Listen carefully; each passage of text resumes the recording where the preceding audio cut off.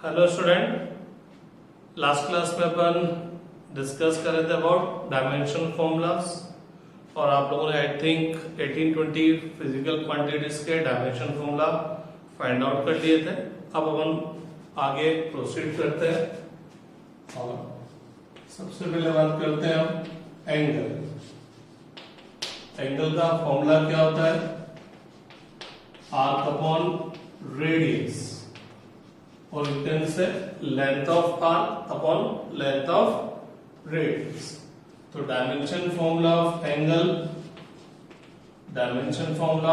क्या होगा?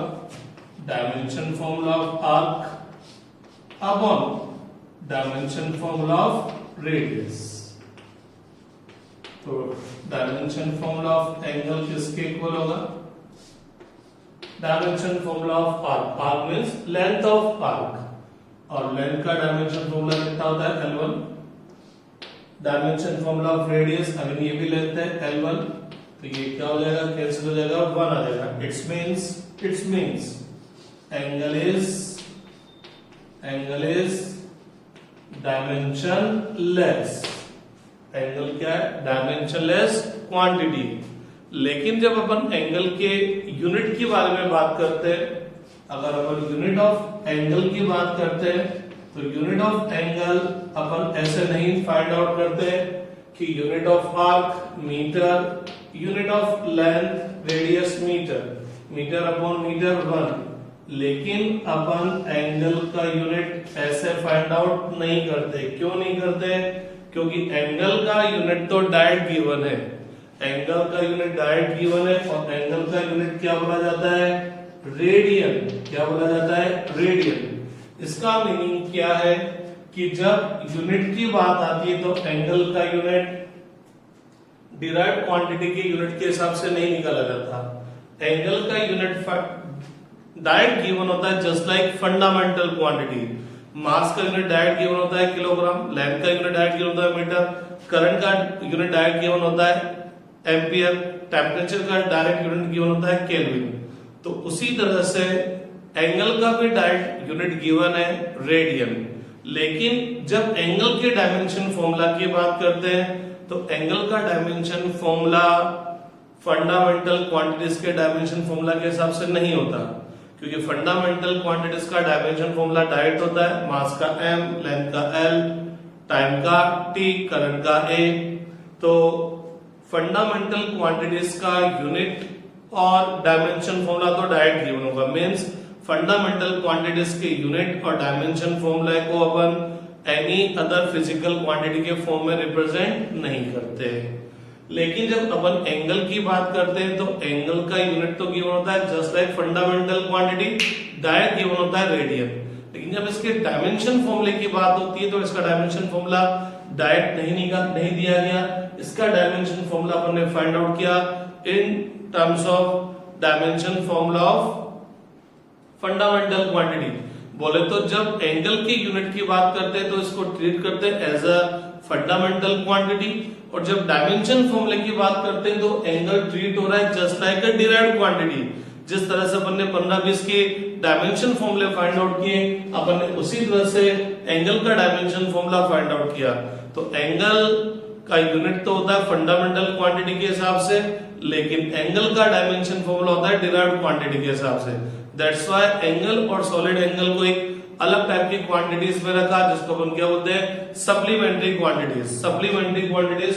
अगर मैं एंगल का यूनिट सिंपल डिराइव्ड क्वांटिटी के हिसाब से फाइंड आउट करता तो एंगल मेरे को क्या मिलता? यूनिटलेस। लेकिन एंगल का यूनिट इस तरह से फाइंड आउट नहीं किया गया। एंगल का यूनिट डायरेक्ट दिया गया, जिस तरह से कि फंडामेंटल क्वांटिटी का यूनिट देते हैं, क्या दिया गया? रेडियन। तो इसका मतलब क्या है? एंगल एक ऐसी फिजिकल क्वांटिटी है जो डायमेंशनलेस तो है लेकिन यूनिटलेस नहीं है। तो एंगल और दो ऐसी फिजिकल क्वांटिटी होगी जो डायमेंशनलेस होने के बावजूद भी यूनिटलेस नहीं होगी, क्योंकि इनके यूनिट्स डायरेक्ट गिवन होंगे एंगल का गिवन होगा डायरेक्ट रेडियन, सॉलिड एंगल का डायरेक्ट गिवन होता है स्टेरेडियन। थोड़ा सा समझिएगा। एंगल के फॉर्मूले में आया आर्क अपॉन रेडियस। कोई भी क्वांटिटी, कोई भी फिजिकल क्वांटिटी यूनिटलेस या डायमेंशनलेस कब होगी? कब होगी? थोड़ा सा गौर फरमा दें। एंगल आर्क अपॉन रेडियस, तो एंगल के फॉर्मूले में न्यूमरेटर में लेंथ आ रहा है, आर्क बोले तो लेंथ, डिनोमिनेटर में भी लेंथ आ रहा है, बोले तो जो फिजिकल क्वांटिटी न्यूमरेटर में वही डिनोमिनेटर में। तो जब मैं इसका डायमेंशन फॉर्मूला फाइंड आउट करना चाहूंगा तो जो न्यूमरेटर में डायमेंशन फॉर्मूला आएगा वही डिनोमिनेटर में डायमेंशन फॉर्मूला आएगा, तो कैंसिल हो जाएगा, तो कैंसिल हो जाएगा। इसका मतलब कोई भी क्वांटिटी डायमेंशनलेस कब होगी? कि जब न्यूमरेटर में जो फिजिकल क्वांटिटी है डिनोमिनेटर में भी वही फिजिकल क्वांटिटी है। तो इस तरह को बोलते हैं प्योर रेशियो। डिवीजन है बोले तो रेशियो है। प्योर रेशियो का मतलब क्या हुआ?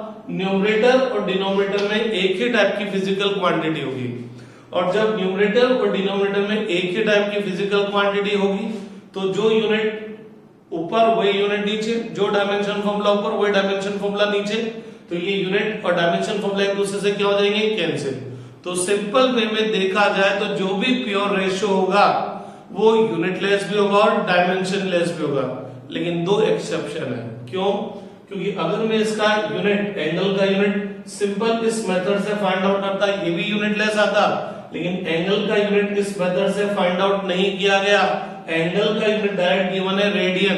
तो पूरी दुनिया में दो फिजिकल क्वांटिटी ऐसी है जो डायमेंशनलेस होने के बावजूद भी यूनिटलेस नहीं होगी। बाकी अदर जितनी भी क्वांटिटीज होगी वो डायमेंशनलेस है तो यूनिटलेस भी होगी, क्योंकि इन दो क्वांटिटीज एंगल और सॉलिड एंगल का यूनिट जस्ट लाइक अ डिराइव्ड क्वांटिटी फाइंड आउट नहीं किया गया। अगर मैं इसका यूनिट डिराइव्ड क्वांटिटी के हिसाब से फाइंड आउट करता तो एंगल भी क्या था? यूनिटलेस आता, लेकिन ऐसे नहीं निकाला गया। एंगल का unit just like a fundamental quantity बोला गया, बोले तो रेडियन बोला गया। तो supplementary quantities are those quantities which are unitless, which are dimensionless, but these quantities has units. Angle radian, solid angle steradian. बाकी इन दो क्वांटिटीज को छोड़कर अगर कोई क्वांटिटी डायमेंशनलेस आई है तो वो यूनिटलेस भी होगी, क्योंकि डायमेंशनलेस फिजिकल क्वांटिटी होगी कब? जब उस फिजिकल क्वांटिटी के फॉर्मूले में जो फिजिकल क्वांटिटी न्यूमरेटर में आएगी वही डिनोमिनेटर में आएगी, तो वो सेम टाइप ऑफ क्वांटिटी का रेशियो होगा, तभी क्या होगा? वो डायमेंशनलेस होगा। और जब वो डायमेंशनलेस होगा तो जो यूनिट ऊपर वो यूनिट नीचे, तो वो यूनिटलेस भी होगा except angle and solid angle. Last class में अपन लोगों ने एक चीज पढ़ी थी, स्ट्रेन। स्ट्रेन क्या था? Change in length upon initial length. तो स्ट्रेन के फॉर्मूले में क्या है? क्या है? न्यूमरेटर में भी लेंथ, डिनोमिनेटर में भी लेंथ, तो जो डायमेंशन फॉर्मूला ऊपर वही नीचे, L1 L1 कैंसिल, जो यूनिट ऊपर मीटर नीचे भी वही यूनिट, मीटर मीटर कैंसिल। तो स्ट्रेन डायमेंशनलेस भी है और स्ट्रेन यूनिटलेस भी है, क्योंकि स्ट्रेन का कोई स्पेशल यूनिट गिवन नहीं हुआ। अगर एंगल का भी स्पेशल यूनिट गिवन नहीं होता तो एंगल भी क्या होता? यूनिटलेस हो गया।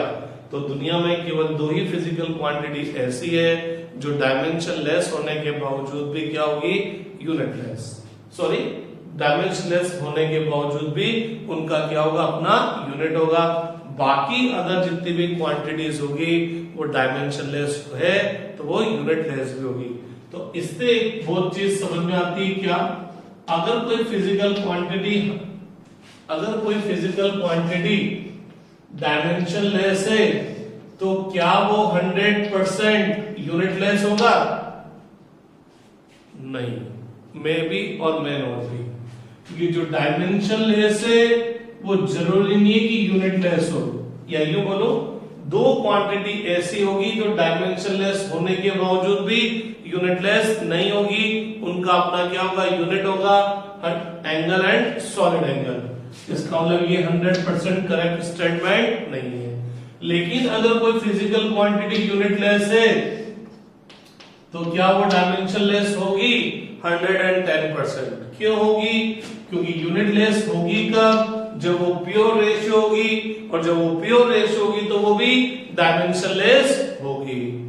प्योर रेशियो तो ये भी है, लेकिन ये डायमेंशनलेस है, लेकिन ये यूनिटलेस नहीं है, क्योंकि एंगल का यूनिट अलग से गिवन है, रेडियन। ठीक है, तो अगर कोई क्वांटिटी डायमेंशनलेस है तो जरूरी नहीं है कि वो यूनिटलेस हो, लेकिन अगर वो यूनिटलेस है तो डेफिनेटली वो डायमेंशनलेस होगी। यहां पर केवल दो ही एग्जांपल ऐसे हैं जो डायमेंशनलेस होने के बावजूद भी यूनिटलेस नहीं होंगे, या जिनका अपना यूनिट होगा एंगल और सॉलिड एंगल। उन दोनों को निकाल दो, तो अगर वो डायमेंशनलेस है तो वो यूनिटलेस भी होगा। तो एंगल एक ऐसी फिजिकल क्वांटिटी है जो डायमेंशनलेस तो होती है लेकिन यूनिटलेस नहीं है, हैज यूनिट। और क्या यूनिट है? रेडियन। क्या यूनिट है? रेडियन। इस एंगल को एक और वर्ड बोल सकते हैं, एंगुलर डिस्प्लेसमेंट। इस एंगल को एक और चीज बोला जा सकता है, एंगुलर डिस्प्लेसमेंट। एंगुलर डिस्प्लेसमेंट भी वही क्या हो जाएगा? Arc upon radius. तो एंगुलर डिस्प्लेसमेंट बोले तो एंगल एक कितने एंगल से रोटेट हुआ, वही एंगुलर डिस्प्लेसमेंट है। तो डायमेंशन लेस होगा लेकिन यूनिटलेस नहीं होगा, इसका यूनिट होगा रेडियन। आगे बात करते हैं और बात करते हैं angular velocity. Angular velocity, angular velocity का फॉर्मूला होता है angular displacement upon time. Angular displacement upon time. तो एंगुलर डिस्प्लेसमेंट, एंगुलर वेलोसिटी को जनरली एक ग्रीक लेटर ओमेगा, इसको क्या बोलते हैं? ओमेगा से रिप्रेजेंट करते हैं। एंगुलर डिस्प्लेसमेंट बोले तो एंगल हो गया अपॉन टाइम। तो dimension formula of angular displacement क्या होगा? Dimension formula of angular velocity क्या होगा? Dimension formula of angular displacement upon dimension formula of time.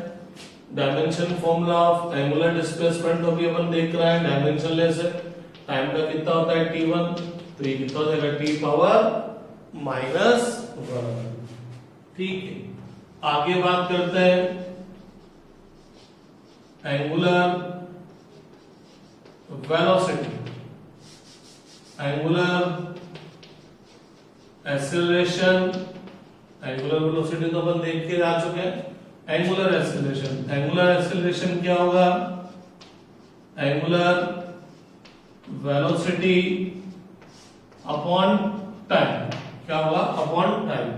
Angular acceleration को जनरली रिप्रेजेंट करते हैं बाय अल्फा, तो ये हो जाएगा alpha equal to omega upon T. Omega upon T. तो dimension formula of angular acceleration क्या हो जाएगा? Dimension formula of angular velocity upon dimension formula of time.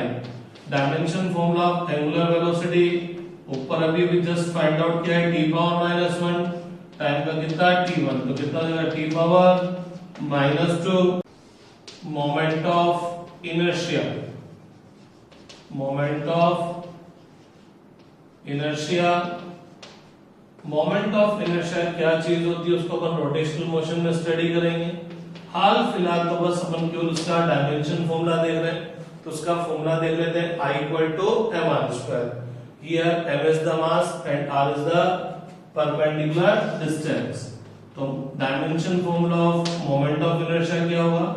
Dimension formula of mass multiply by dimension formula of r²। तो dimension formula of moment of inertia क्या हो जाएगा? Dimension formula of मास, मास का dimension formula m power 1 r, perpendicular distance है, distance का dimension formula L1, लेकिन इसका क्या करेंगे? स्क्वायर। तो क्या हो जाएगा? m1 L पावर 2 और t पावर 0। ये हो गया dimension formula of moment of inertia. अब बात करते हैं टॉर्क। बात करते हैं टॉर्क। टॉर्क का फॉर्मूला होता है moment of inertia multiply by angular acceleration. Torque torque को जनरली रिप्रेजेंट करते हैं बाय ग्रीक लेटर जिसको बोलते हैं टो। इस सिंबल को जो सी टाइप का सिंबल है थोड़ा सा इस तरह से जाएगा जिसको क्या बोलते हैं टो। और ये टॉर्क है, टॉर्क किसके इक्वल हुआ I multiply by alpha. I is the moment of inertia और जो अल्फा है वो क्या चीज है, एंगुलर एक्सेलरेशन। तो dimension formula of torque, dimension formula of torque क्या होगा, dimension formula of moment of inertia multiply by dimension formula of angular acceleration. Dimension formula of moment of inertia कितना हुआ m1 l पावर 2, अभी find out कर दिया है। Dimension formula of angular acceleration ढूंढो कितना आया t पावर -2। तो dimension formula of torque, dimension formula of torque कितना आएगा m1 l2 t पावर -2। अरे ये क्या हुआ, अरे ये क्या हुआ, डायमेंशन फॉर्मूला ऑफ टॉर्क तो किसके इक्वल आ गया, डायमेंशन फॉर्मूला ऑफ वर्क, बोले तो डायमेंशन फॉर्मूला ऑफ एनर्जी। तो आप याद कर सकते हैं टॉर्क, वर्क और एनर्जी तीनों का डायमेंशन फॉर्मूला सेम होता है m1 l2 t -2। ये जो फॉर्मूले मैंने अभी लिखे इन फॉर्मूले को अपन याद कर सकते हैं बहुत इजी वे में। जब अपन थोड़ी फिजिक्स आगे स्टार्ट करेंगे तो वहां देखेंगे दो टाइप का मोशन होता है। अब मैं जो पढ़ा रहा हूँ समझ में आया तो ठीक, नहीं तो भूल जाना क्योंकि डिटेल में अपन पढ़ने वाले हैं। दो टाइप का मोशन होता है, एक होता है लीनियर मोशन जिसको ट्रांसलेशनल मोशन कहते हैं, जिसमें बॉडी एक जगह से दूसरी जगह ट्रेवल करती है। जैसे मैं चल रहा हूं एक जगह से दूसरी जगह। और एक मोशन ऐसा होता है जिसमें बॉडी चलती नहीं है, एक एक्सिस के अबाउट रोटेट होती है, जैसे फैन, या चलिए मैं ऐसे रोटेट हो जाता हूं। तो इस टाइप का जो मोशन होता है उसको अपन बोलते हैं रोटेशनल मोशन। क्या बोलते हैं, रोटेशनल मोशन।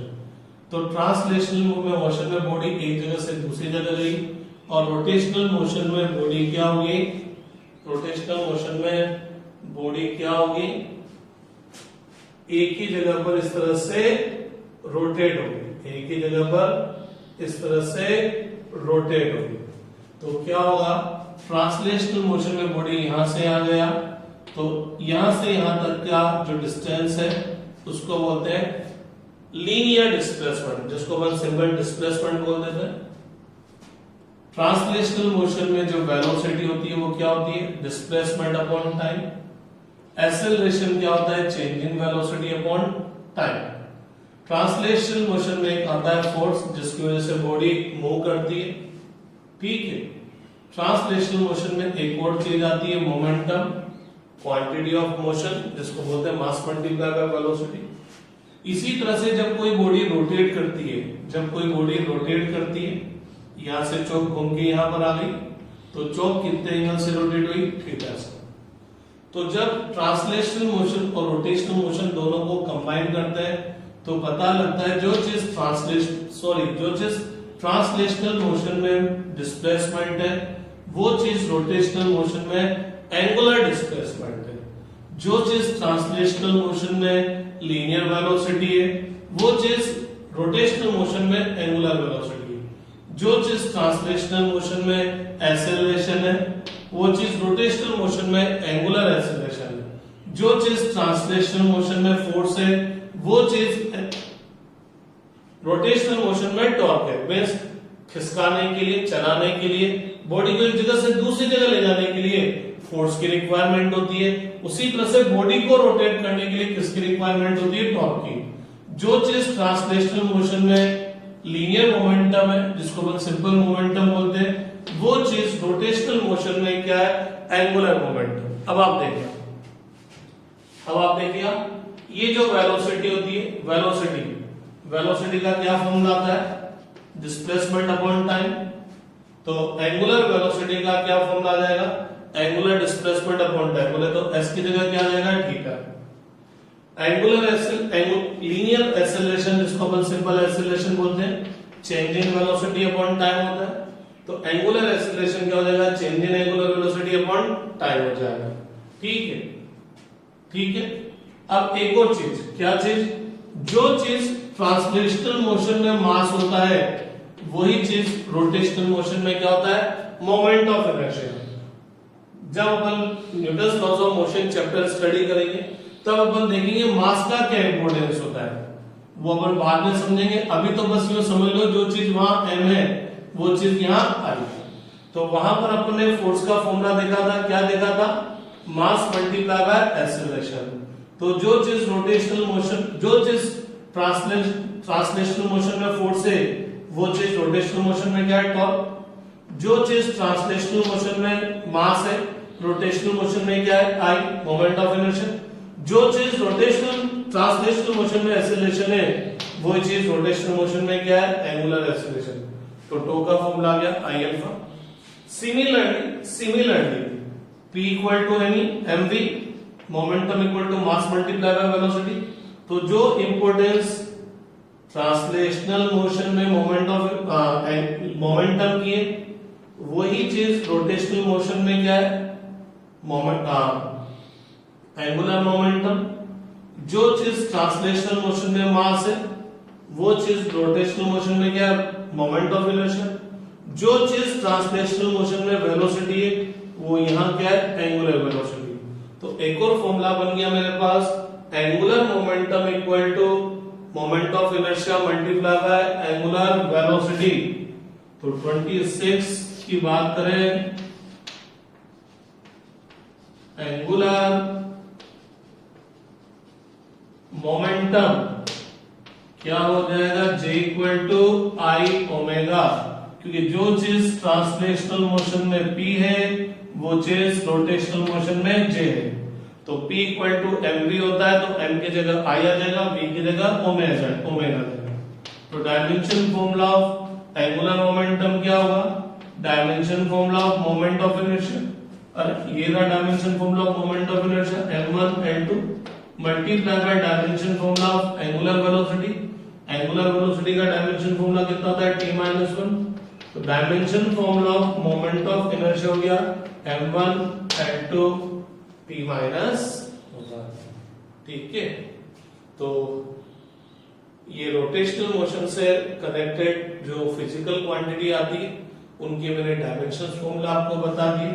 तो मैं थोड़ा सा आपको बता देता हूं, दो टाइप का मोशन है, एक है ट्रांसलेशनल मोशन और एक है रोटेशनल मोशन, बॉडी यहां से यहां। तो जो चीज ट्रांसलेशनल मोशन में डिस्प्लेसमेंट वो चीज रोटेशनल मोशन में एंगुलर डिस्प्लेसमेंट। जो चीज ट्रांसलेशनल मोशन में वेलोसिटी वो यहां एंगुलर वेलोसिटी। जो चीज ट्रांसलेशनल मोशन में एक्सेलरेशन यहां एंगुलर एक्सेलरेशन। जो चीज ट्रांसलेशनल मोशन में मास या मोमेंट ऑफ इनर्शिया। जो चीज ट्रांसलेशनल मोशन में मोमेंटम यहां एंगुलर मोमेंटम। जो चीज ट्रांसलेशनल मोशन में फोर्स रोटेशनल मोशन में टॉर्क।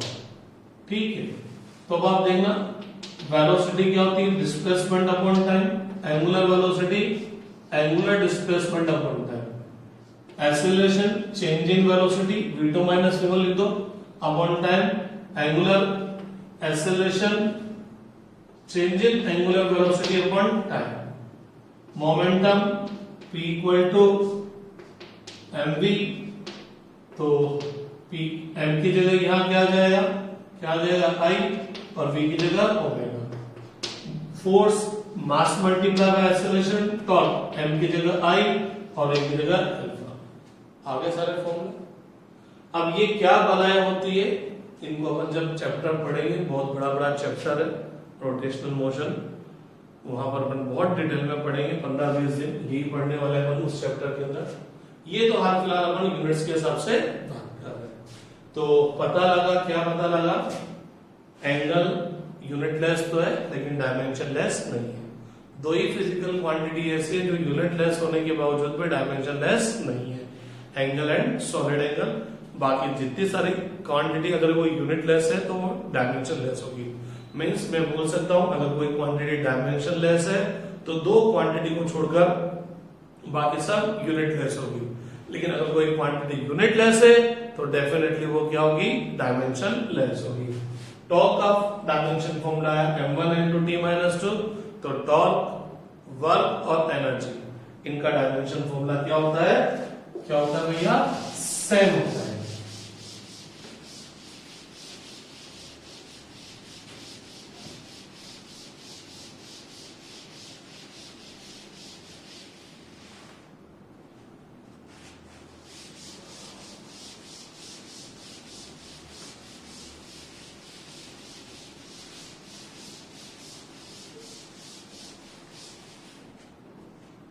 अब अपन बात करते हैं, नंबर पता नहीं है, बताओ 27 चलेगा। स्पेसिफिक हीट, तो स्पेसिफिक हीट क्या चीज होती है, तो डेफिनेशन बोल दो, 1 ग्राम सब्सटेंस का मास 1 डिग्री सेंटीग्रेड से इंक्रीज करने या डिक्रीज करने के लिए amount of heat given और amount of heat taken from the body is known as specific heat। तो सिंपल वे में भी तो मैं बोल देता हूं, फॉर्मूला आता है Q equal to ms delta T, amount of heat energy given to the body to increase or decrease the temperature of body। तो Q इक्वल टू कितना होता है, ms delta T। Here Q is the heat energy, m is the mass, s is the specific heat and delta T change in temperature। तो s equal to कितना हो गया, m upon delta T। तो अभी तक अपन ने जितनी भी फिजिकल क्वांटिटीज देखी उनको रिप्रेजेंट करने के लिए अभी तक अपन को केवल मास, लेंथ, टाइम और कुछ में करंट की रिक्वायरमेंट पड़ रही थी, लेकिन अब पहली बार एक फिजिकल क्वांटिटी ऐसी आई है कि उसको रिप्रेजेंट करने के लिए आपको एक और फंडामेंटल क्वांटिटी यूज करनी पड़ रही है, विच इज टेम्परेचर। तो डायमेंशन फॉर्मूला ऑफ स्पेसिफिक क्या होगा, dimension formula of heat energy upon dimension formula of mass multiply by dimension formula of change in temperature. तो dimension formula of heat energy चाहे कोई सी भी हो, dimension formula m1 L2 T minus 2 होगा, dimension formula of mass m1 होगा, delta T को थोड़ा सा डिस्कस कर लें। आप जब किसी बॉडी को एनर्जी देंगे तो नो डाउट उसका टेम्परेचर इंक्रीज होगा, तो डेल्टा टी क्या है, चेंज इन टेम्परेचर बोले तो final temperature minus initial temperature. तो डेल्टा टी क्या है, T2 minus T1, टेम्परेचर में से टेम्परेचर सब्ट्रैक्ट करेंगे तो कौन सी फिजिकल क्वांटिटी ऑब्टेन होगी, टेम्परेचर ही होगी। It's means delta T temperature ही है, और डेल्टा टी टेम्परेचर है तो dimension formula of temperature. Different books वाले टेम्परेचर का डायमेंशन फॉर्मूला थोड़ा डिफरेंट राइट करते हैं। कुछ टेम्परेचर का डायमेंशन फॉर्मूला थीटा से रिप्रेजेंट करते हैं और कुछ बुक्स कैपिटल के से रिप्रेजेंट करते हैं। मींस जो इसका यूनिट है वही उसी चीज को डायमेंशन फॉर्मूला को रिप्रेजेंट करते हैं। तो मेरी प्रैक्टिस के से रिप्रेजेंट करने की है, तो मैं डायमेंशन फॉर्मूला ऑफ टेम्परेचर किससे रिप्रेजेंट करूंगा, के से। ये केल्विन नहीं है, यूनिट होता है केल्विन, ये तो सिंपल के। जिस तरह से ये m है, unit of mass, unit of length, unit of time, ये सेकंड नहीं है, ये मीटर नहीं है, ये किलोग्राम नहीं है, उसी तरह से ये के क्या है, यूनिट ऑफ टेम्परेचर। अब आप केल्विन लें, डिग्री सेंटीग्रेड ले, फ़ारेनहाइट ले, वो आपकी इच्छा है। तो डायमेंशन फॉर्मूला ऑफ टेम्परेचर किससे रिप्रेजेंट करेंगे, के से। m से m कैंसिल हो गया तो ये कितना हो गया, m power 0, l power 2, t power -2, k power -1। आगे बढ़ते हैं और बात करते हैं universal gravitational constant, universal gravitational constant, और इसको रिप्रेजेंट करते हैं भैया किससे, कैपिटल G से। तो आप लोगों ने शायद 9th क्लास में पढ़ा होगा, अकॉर्डिंग टू न्यूटन सा, in universe every body attract another body. तो लेट अस सपोज हियर ये दो बॉडीज हैं जिनके बीच का डिस्टेंस कितना है, r। तो according to Newton's laws of gravitation क्या होता है, gravitational force between these two bodies F equal to कितना होता है m1 m2 g m1 m2 upon r square. तो gravitational force between two bodies क्या हुआ g m1 m2 upon r square. ये m1 m2 इन दोनों बॉडीज के मास है, r इनके बीच की डिस्टेंस है। तो g इक्वल टू कितना हो गया F multiply by r square upon m1 multiply by m2। तो dimension formula of universal gravitational constant क्या होगा, dimension formula of force multiply by dimension formula of r square upon dimension formula of m1 multiply by dimension formula of m2। तो dimension formula of universal gravitational constant क्या हो जाएगा, dimension formula of force क्या होता है m1 L1 t-2, ये क्या हो जाएगा L स्क्वायर, अरे इसका L1 तो स्क्वायर है तो L स्क्वायर। मास का dimension formula m power 1, m2 भी मास है m पावर 1, इससे ये कैंसिल हो गया। तो dimension formula of universal gravitational constant कितना हो जाएगा m पावर -1, ये तो कैंसिल हो गया तो पड़ जाएगा तो m पावर -1 L पावर 3 और क्या हो जाएगा t पावर -2। तो ये हो जाएगा dimension formula of universal gravitational constant. अब अपन थोड़ा सा और आगे बढ़ते हैं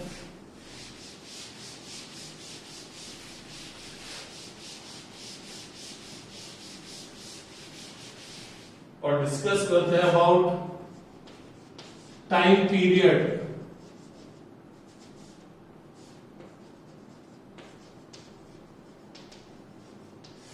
टाइम पीरियड, तो टाइम पीरियड होता क्या चीज है। For example a particle is moving on circular path, a particle is moving on circular path. तो for this circular motion time period क्या होगा, time taken by the particle to complete one revolution. Time taken by the particle, time taken by the particle to complete one revolution is known as time period. तो time period क्या चीज है, इस particle को एक revolution करने में जो टाइम लगेगा। तो टाइम पीरियड क्या चीज है, टाइम है।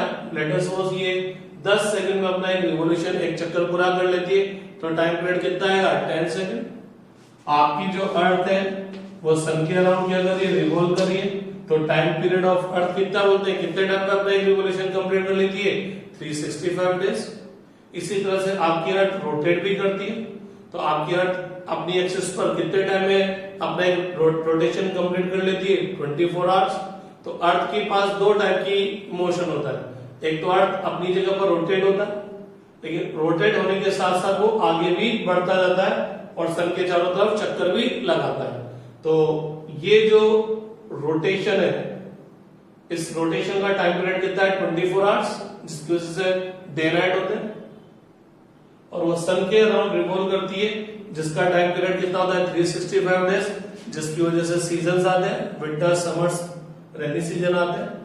तो अर्थ के रिवॉल्यूशन का टाइम पीरियड 365 डेज, रोटेशन का टाइम पीरियड 24 आवर्स। तो टाइम पीरियड क्या है, टाइम है। टाइम पीरियड क्या है, 24 आवर्स आया, बोले तो टाइम आया। और जब टाइम पीरियड टाइम आया तो टाइम पीरियड का डायमेंशन फॉर्मूला क्या होगा, t1, क्योंकि टाइम ही तो है ये, इसका डायमेंशन फॉर्मूला क्या हो जाएगा, क्या हो जाएगा भैया, t1। अब बात करते हैं next physical quantity, frequency. Frequency क्या होती है, फ्रीक्वेंसी क्या होगी, number of revolution in 1 second. तो अगर पार्टिकल ये सर्कुलर पाथ पे मूव कर रहा है तो फ्रीक्वेंसी ऑफ सर्कुलर मोशन क्या होगा कि 1 सेकंड में ये कितने रिवॉल्यूशन, कितने चक्कर लगा लेता है। तो let us suppose if a particle is moving on circular path and it's time period is t, तो इन t सेकंड कितने चक्कर लगाएगा। टाइम पीरियड का मतलब ही क्या है, टाइम पीरियड का मतलब ही क्या है, एक चक्कर कंप्लीट करने में जो टाइम लगा। तो t सेकंड में कितने रिवॉल्यूशन कंप्लीट कर लेगा, 1। तो 1 सेकंड में कितने रिवॉल्यूशन कंप्लीट कर लेगा, 1/t। तो number of revolution in 1 second is called frequency. तो 1 सेकेंड में कितने रिवोल्यूशन कंप्लीट किए 1/t, तो फ्रीक्वेंसी किसके इक्वल हो गया 1/t के। तो डायमेंशन फॉर्मूला ऑफ फ्रीक्वेंसी क्या होगा 1 का डायमेंशन फॉर्मूला तो 1 और टाइम पीरियड का डायमेंशन फॉर्मूला t1, तो कितना हो गया t पावर -1। आगे प्रोसीड करते हैं और बात करते हैं प्लैंक कांस्टेंट। प्लैंक कांस्टेंट इसको जनरली रिप्रेजेंट करते हैं s से। तो पता लगता है, क्या पता लगता है, प्लैंक साहब ने बोला कि किसी भी बॉडी से, प्लैंक साहब ने बोला किसी भी बॉडी से जो हीट एनर्जी रेडिएट होती है वो एनर्जी के छोटे छोटे स्मॉल पैकेट्स के फॉर्म में रेडिएट होती है, जिनको क्या बोलते हैं फोटोन। और हर फोटोन की जो एनर्जी होती है वो होती है E equal to h nu. E equal to h nu. तो energy of each photon, energy of each photon क्या होती है h nu. Here h is Planck constant and nu is the frequency. तो h इक्वल टू कितना हो गया E upon nu. तो dimension formula of h क्या हो जाएगा dimension formula of E upon dimension formula of frequency. Dimension formula of energy कितना होगा m1 L2 T-2 और डायमेंशन फॉर्मूला ऑफ फ्रीक्वेंसी अभी भी जस्ट फाइंड आउट कर रहे हैं T पावर -1। T पावर -1 ऊपर चल जाएगा तो क्या रह जाएगा यहाँ पर T पावर -1। अरे भाई -1 ऊपर जाएगा तो प्लस हो जाएगा ना, तो -2 + 1 क्या हो जाएगा -1। तो ये डायमेंशन फॉर्मूला ऑफ क्या हो गया भैया प्लैंक कांस्टेंट हो गया।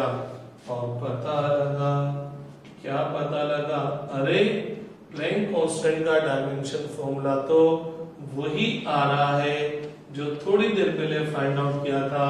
किसका था एंगुलर मोमेंटम का। तो ध्यान रखिएगा ये तो सबको याद रहता है कि टॉर्क एनर्जी वर्क का डायमेंशन फॉर्मूला सेम होता है। ये भी सबको याद होता है कि मोमेंटम और फ्रीक्वेंसी और सॉरी इंपल्स का डायमेंशन फॉर्मूला सेम होता है। मोमेंटम एंड इंपल्स का डायमेंशन फॉर्मूला सेम होता है।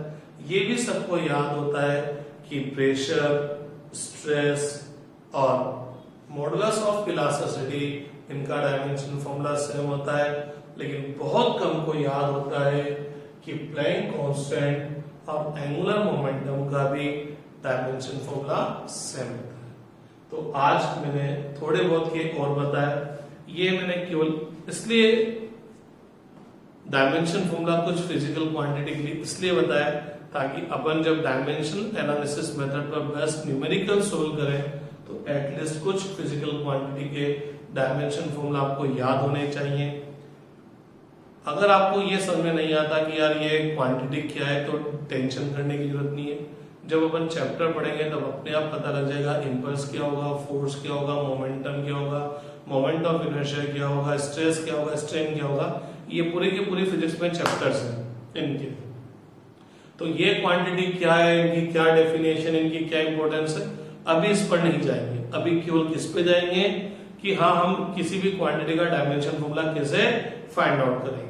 तो आप एक बार दो बार इन फॉर्मूलास को लिखेंगे तो अपने आप आपको ये फॉर्मूला याद हो जाएंगे और इनके थ्रू अपन क्या फाइंड आउट कर लेंगे डायमेंशन फॉर्मूला। कल अपन क्या करेंगे नेक्स्ट क्लास में डायमेंशन फॉर्मूले पर बेस्ट न्यूमेरिकल्स सॉल्व करेंगे। ठीक है।